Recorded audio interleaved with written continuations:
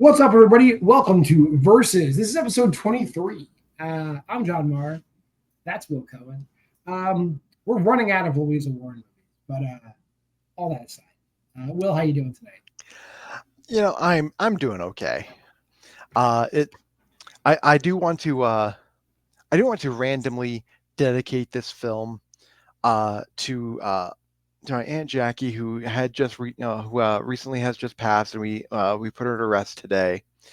She is the person who is responsible for my love of horror films, and so I definitely want to give a dear shout out to her. Rest in peace. I don't think she would have liked this movie, John. I'm just going to say that. I don't think she would have liked this movie. I don't think she would have liked anything Louisa Warren did, but I don't think she would have liked this one especially. I'm kind of offended that you would dedicate this episode to her. I'm going to be offended for her. But we're talking about virtual deathmatch. Never done anything like this before, I have no idea about this gaming world. I'm Tamsin Murray. I work as a personal trainer. Don't know how somebody with a diet's gonna work out when someone's coming at them with an axe. I will be in charge of coordinating the games this evening for our watchers. I'm sure that you'll all put on a wonderful show.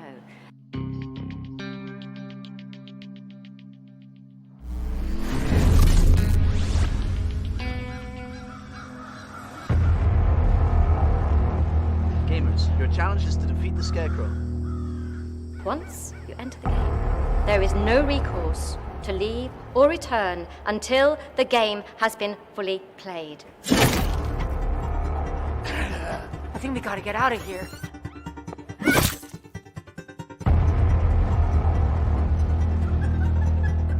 One down!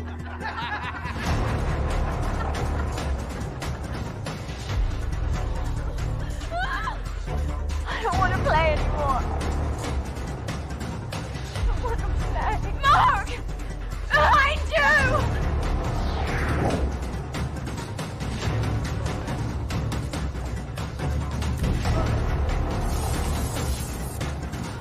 I was never gonna make it out, was I?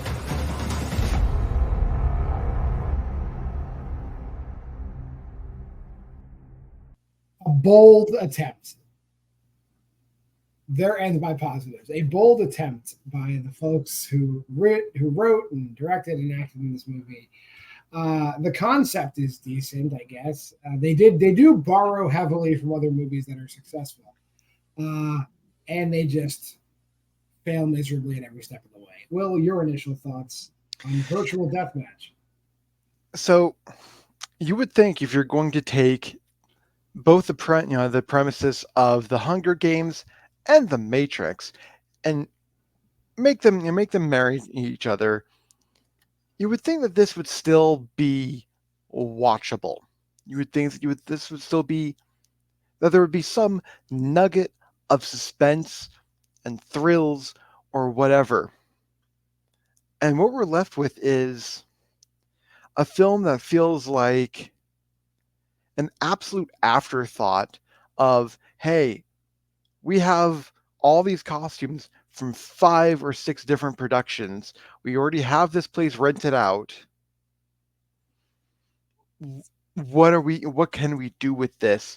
And somehow this is what they came up with, which in essence, you're right. This is a dynamite premise. Yeah. This premise, I want to just say one thing for all of you eagle-eyed Versus/John Versus viewers. The world famous trampoline from Mega Lightning makes an appearance in this movie. Oh my. We're definitely on the same property they shot Mega Lightning on and a few other movies, because there's a scene where one of the characters is hiding under that trampoline. Go ahead, Will. Right. And so again, somehow I think they accidentally stumbled onto a great premise, or maybe someone had submitted a screenplay thinking that this was a legitimate film company, which is probably what I think actually happened. And then they looked at what they had, and just edited the shit out of the script to the point that they, that it fit their mold. Got a bunch of other actors, hopped up on coke and beer, and made them act. I'm thinking this is like another one of those movies where like everyone just got their ideas in, whether or not they contradicted each other. Because the cold open is three people who are in another virtual death match. It's like the Dinosaur Hotel premise. It's like they're trying to give us the cold open of people just dying in this game. However, the people in the cold open are being told like they forgot to do tasks on a previous board.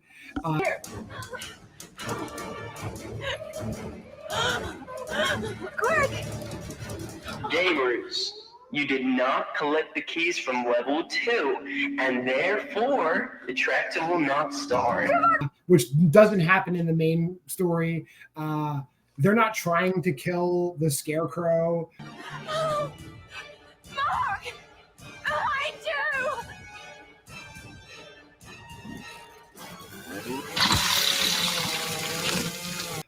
Which is the premise of the main story. They're just told they failed a bunch of stuff earlier, and the Scarecrow just lays waste to everybody with a chainsaw.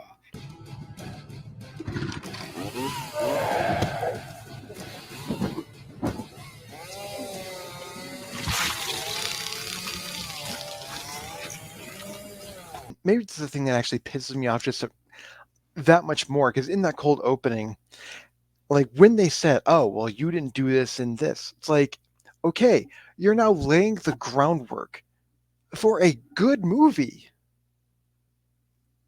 And in true Champ Dog, ITN, and especially Louisa Warren form, they do nothing with it.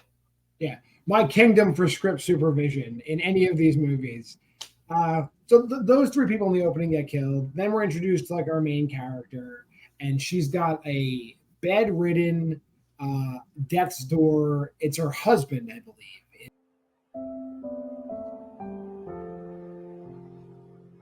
And I'm going to say it right up top. It is Brittany Snow's character arc from Would You Rather. It's the same exact thing, only this guy's her husband, not her brother. It's like, this guy's dying. She can't afford to like pay for the care. She gets a once in a lifetime opportunity to win a ton of money. It's just we're not at Jeffrey Combs' dinner table. We're in virtual reality. That's the only difference. Yeah. And again, great groundwork. Like this definitely harkens back to at least the Dinosaur Hotel films, where it's like, okay, yeah, down on our luck person getting suckered into like a bad deal that they shouldn't be taking. But this is where things really fall apart early for me as well, because they're told what this is. Like, they are told, like, hey, you are going to be playing a video game. But right off the bat, we know that 3 of the players have never played a video game in their life. So, you've got much gaming experience? Absolutely none. Why would you do this? Like, I understand you need money. I understand that to a T. But like, for me, like, if it was, hey, we will give you $1 million, but you have to go up against 5 people in a football match. I've never played football. I am not in the shape for football. So why would you not assume that the other people you're going to be going up against who have this offer have also, are probably going to be football players, or in this video game players? Why would you assume that everyone else is going to be at your skill level and yet handing out $1 million? That's the dumbest thing ever. And they also tell them there can only be one winner, but you have to work as a team. So like, okay. I love how my weakness is working as a team. Bitch is better if scared. Nice cheekbones. Shame about the personality. What did you say? But at some point, you won't have a team to rely on, and you'll have to go head-to-head alone. So right off the bat, it's like, it's kind of clever, but it's also like, it's word salad. Then they have to sign contracts in blood, which isn't suspicious at all.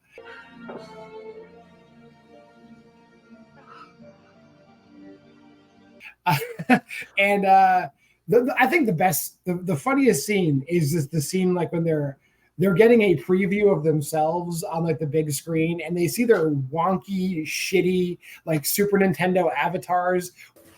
And I could beat anyone out of a mental challenge.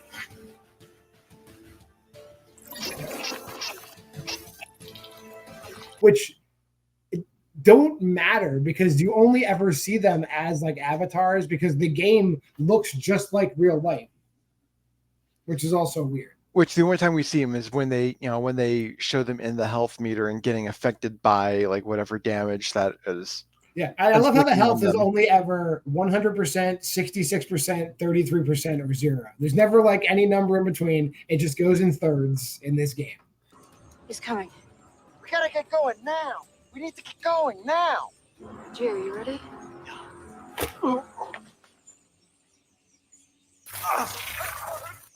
Which, you could easily program that, which is exactly what they probably did. Yeah. They probably paid some, programmer out of high school like $5 and a Mountain Dew. And that's probably what they did. And I think, and the only rule they have really is like everyone has 3 lives, so that means they can just up the kill count because everyone's getting killed multiple times. Even the main characters are getting killed.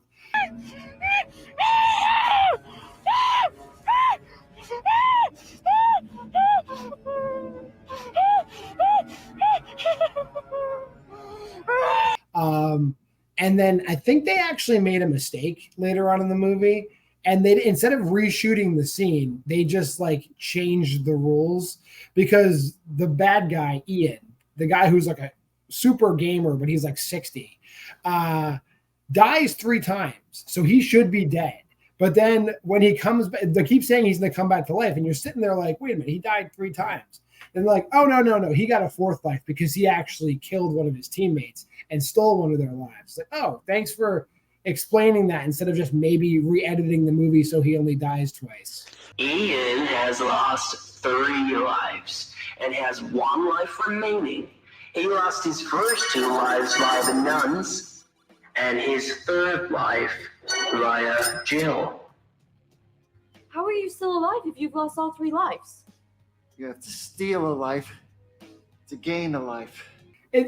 There's no sense in explaining it. Like they were lazy and just changed the rules to, save the fact that they would have to edit the movie.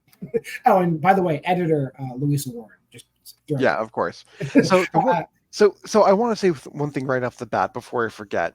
So the premise of working as a team and then having, and then there can only be one winner. This is like straight out of Hunger Games, which makes perfect sense because like when you see like the weird ranking system, when we see like the little shitty avatars, they're like rated on like a scale, like rated on number of scales of like intelligence, strength, and blah blah blah blah blah. And like with their strengths and weaknesses, this is something that's like straight out of Hunger Games, lore. Exactly. That's the Hunger Games when they get their overall ratings. Yeah. Right. Exactly. But also, this also harkens back to, and again, I'm not saying that they thought about this. I think I'm saying that they accidentally stumbled upon something intelligent. They actually stumbled upon the fact that in Double Dragon, this is exactly what they do, is that you have to work as a team to get to the end, and then the last thing you have to do is beat the shit out of each other, and whoever wins is the winner of the game. There's also like a lot of just like, the ITN like gunplay in this movie. Like all the guns, the guns are here and the bullets are always someplace else. And it's always very convenient, like who gets guns and who gets bullets. And then there's the final showdown between Ian and Jill, like where his gun is loaded. Her gun isn't loaded, but she's loaded. And like they clearly don't know how to put bullets in a gun because they have like bullets in guns that take magazines. I got my bullets, Jill. Where are you, husband killer? Yeah, and they're just like, whatever. And like, he's like walking and she's like literally hiding behind a tree. And then she comes out and says something. And instead of like him turning and firing his gun, which is loaded, he just lets her get the drop on him and kill him.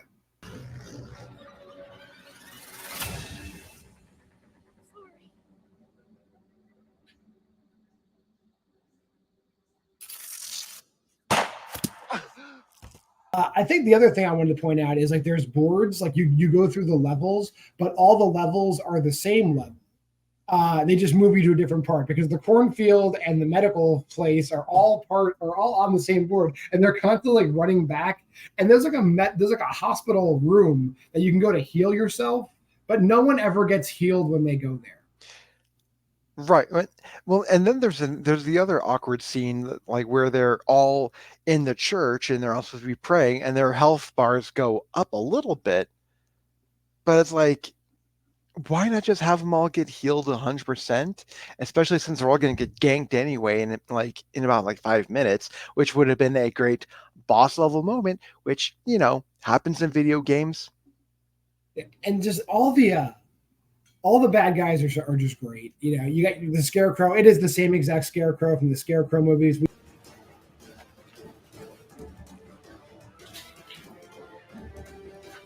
Sure in hell. Adios, bitch. We have evil nuns. The dark and the night in the kingdom. Be free, be free. By the darkness of the shadows, and the shadows of evil, set you free. By the hand of the dark. Which apparently is another franchise that we haven't touched. And then Louisa Warren as a clown.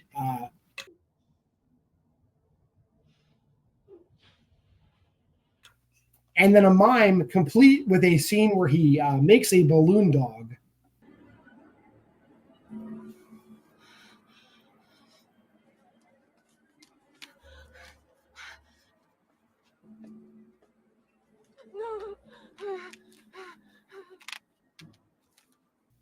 And then attack somebody.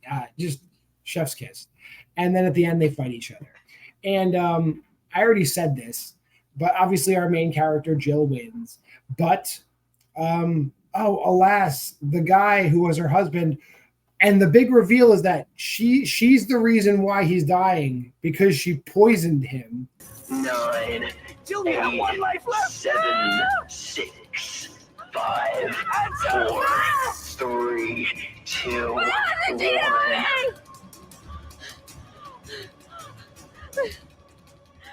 We're gonna stop. I was so angry I put rat poison in his drink. Because he was cheating on her. And then he dies. So her playing the game is all for nothing. I said I won. Hannah? It's gone. He passed away. So they give the money to the mom of another player in the game. I'm not here today to take the property from you. Quite the opposite. I'm here to sign it back to you.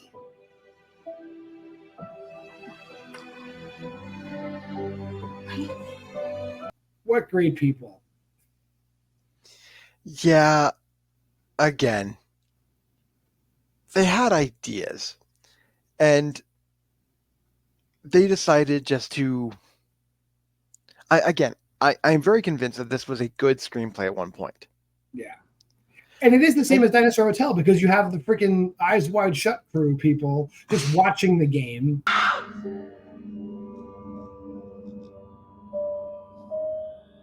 And another game passes. Until next year, I guess. And yeah, like they're murdering people. Like it's ridiculous. Sorry, I didn't mean to cut you off. Go ahead. Now, it is 100% ridiculous. You have a crowd of people who are watching this, cheering the just absolute senseless violence happening on screen. And again, like we've seen movies like this. We've seen movies like this that work. And again, I am very convinced that this was handed to them as a good script. It may have been a B-level version of your Hunger Games type script, but it's still good. Yeah. Like they hell they made a film like this in 2000, I believe it was either 2006 or 2007, called Gamer, which is almost a very similar premise. Well, Stay Alive is also a very similar premise, and that was even more well done. Yeah, that was in 2006. That was a great film. So this can work, and yet it was handed to these people who decided to rewrite it on their budget, which is nothing, to fit costumes and sets that they either stole or aren't paying for. I'm very the more I think about this, that cornfield and the farmhouse and everything like that has to belong to someone like a higher up in ITN. Yeah, it's somebody's house. Yeah, because God forbid they have like just one job. I mean, I guarantee these guys are fucking farmers who have a film company. It's the same barn, same trampoline, same room all the time. Yeah, that's pretty much it. So, since we've been cutting out the whole drinking part, there is a drink and a drinking game in the description. So if you do choose to watch this movie, check that out. We can just do ratings though. Will, what did you rate the movie? I rated this at a 1.5. Normally I reserve this kind of rating for a film that pisses me off. And I think what pissed me off about the film is nothing in the film. Again, it's just squandered potential. Yeah. And I'm a little lower only because I'm at a 1, only because there's no scruples in lifting the entire twist of Would You Rather. It's the same twist. These movies are not for you have to like horror movies to seek out this movie and watch it. Put it that way. So you've probably seen Would You Rather. No one's stumbling upon Virtual Deathmatch and just watching it. You're seeking this movie out because you're a completionist or you're a masochist. And I might be both. But that'll do it for Versus this week. If you made this far in the video, like, comment, subscribe, and share. Go to the Facebook group, Why We Love Horror. You'll get a preview of everything that happens every week. The TikTok is WWL Horror. And hey, do me a favor. Vote for me in the Face of Horror competition. That is the website, faceofhorror.org/2024. My first name, hyphen, my last name. Go over there and vote often, vote daily. This channel, Mondays Versus, you're watching it. Tuesday, we do horror headlines. Wednesday, we do special editions of our flagship shows, which are on Thursday and Friday. Why We Love Horror, our new release. So this week, we're doing The Substance. And Friday, Why We Love Horror Trivia. So I will see you around. I'm John Maher, and that's Will Cohen. And this has been Versus.